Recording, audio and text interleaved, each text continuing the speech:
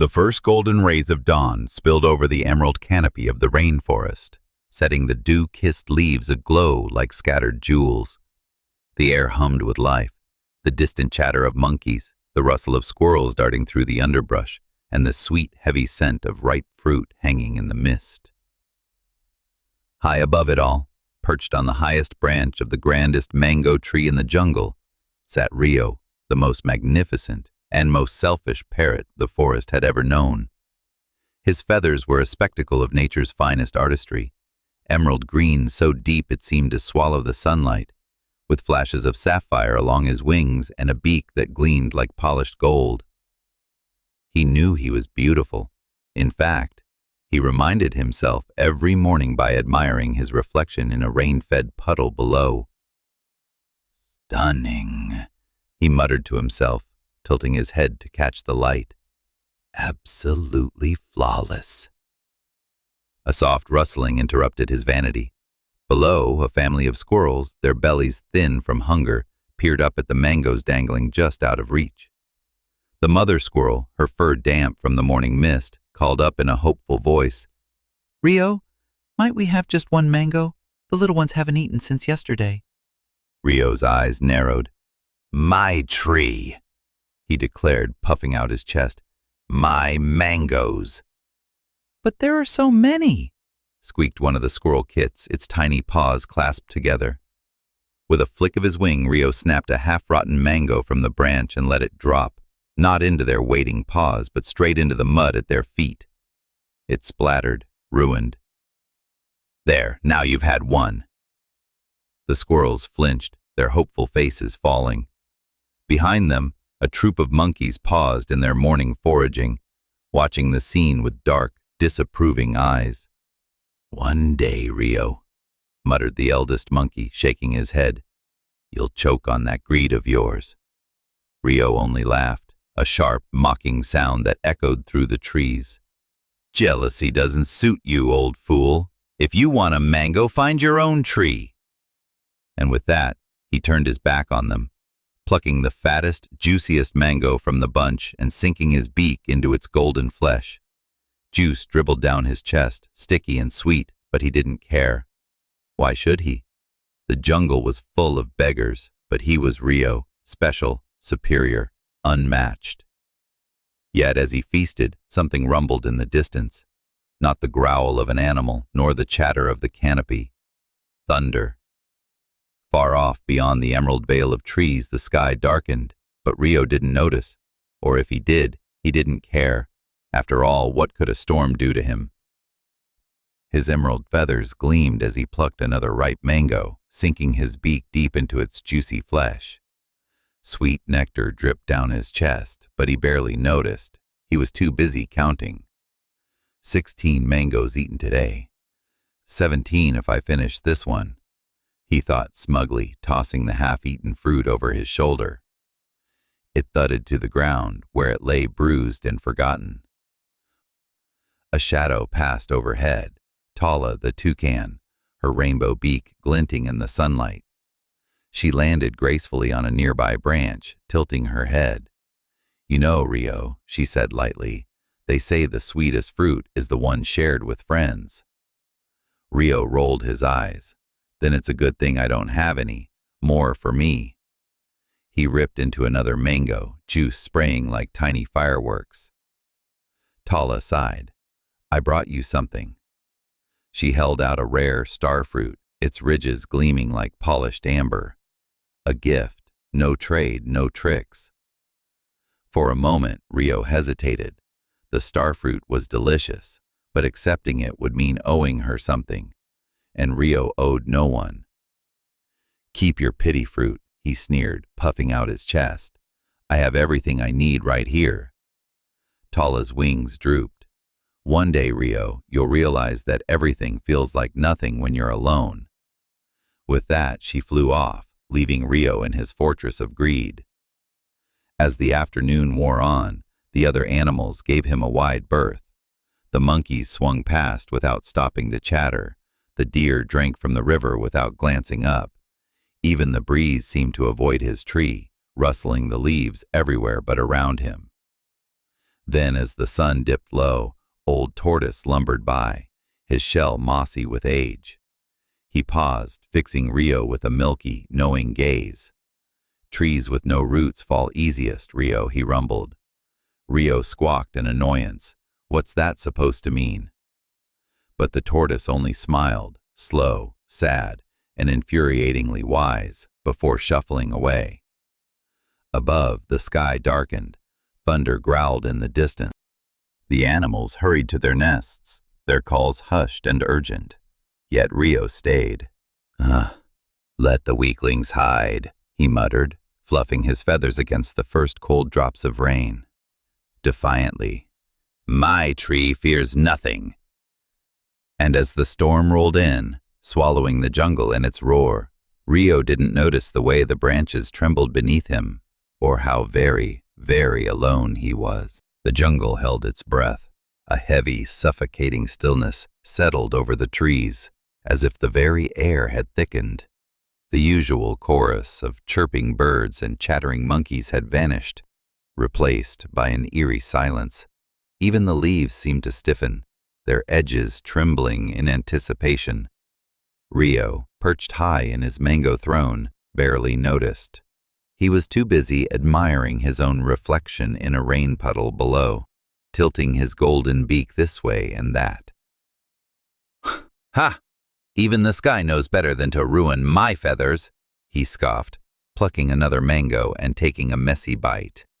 Juice dribbled down his chest, but he didn't care. Why should he?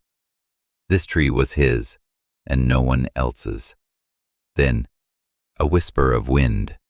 It slithered through the branches, rustling the leaves like a warning.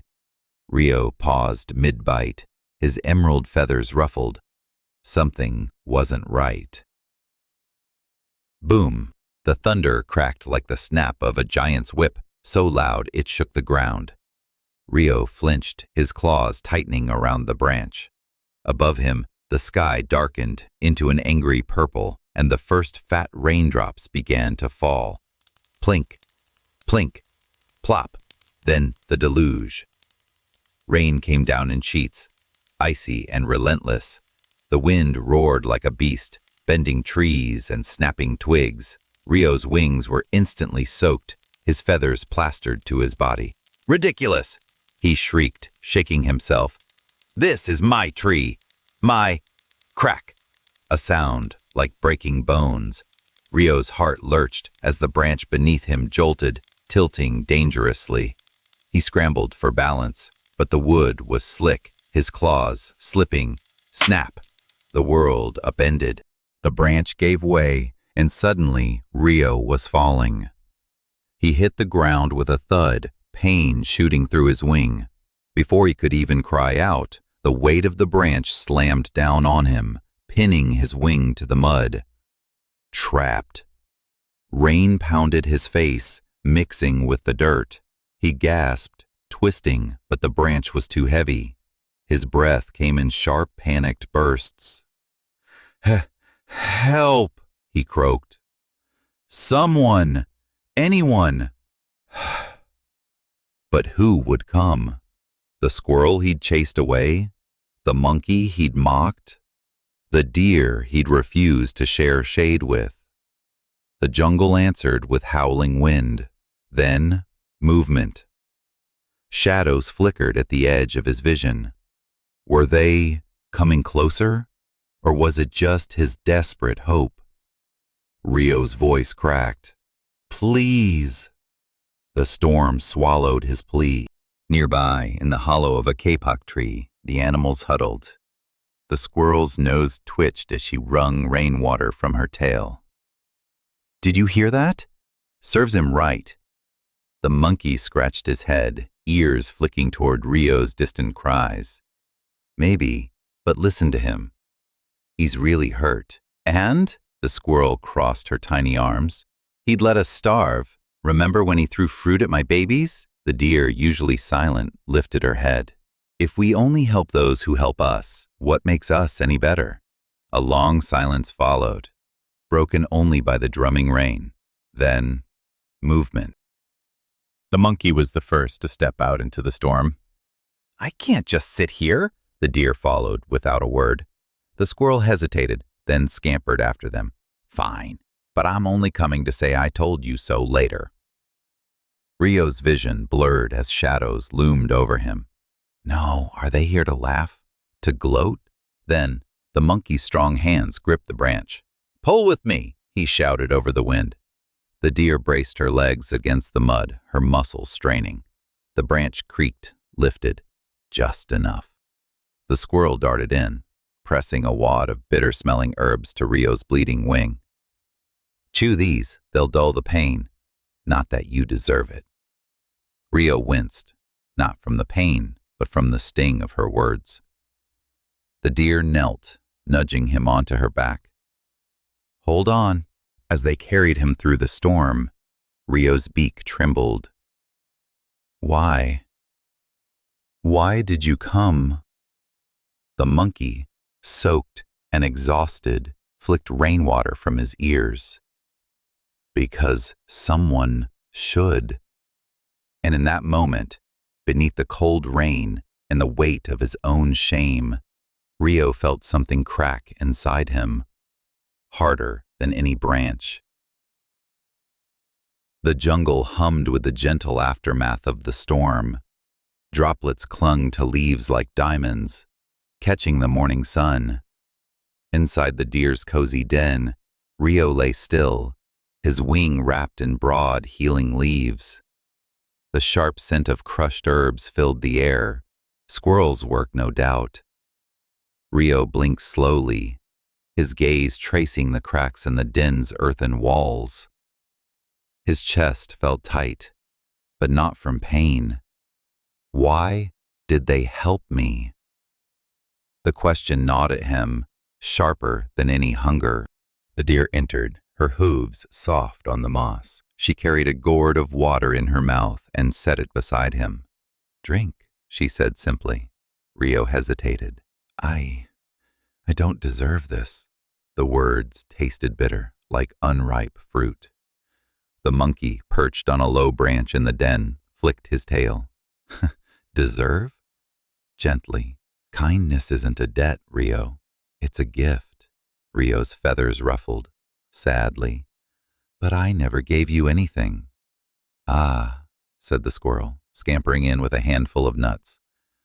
Energetically, that's the funny thing about gifts. They're not owed, they're chosen.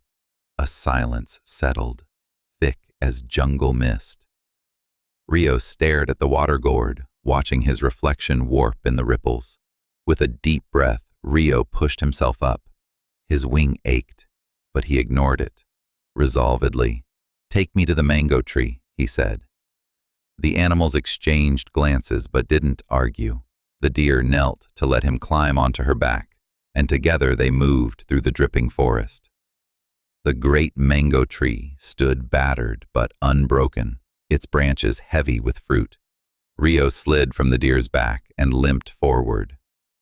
For the first time, he saw it not as his prize, but as a shared bounty, one he'd guarded like a dragon hoarding gold. Everyone, Rio called, his voice cracking. Invitingly, come, eat. The jungle seemed to hold its breath. Then, one by one, the animals crept forward. The squirrel nibbled a slice. The monkey peeled a mango with careful fingers. The toucan, once mocked, took a dainty bite, and Rio didn't laugh. As the feast grew, so did the laughter. The parrot who once dined alone now passed fruit with his beak, his earlier pride replaced by something warmer. When the last mango was plucked, Rio did something unexpected.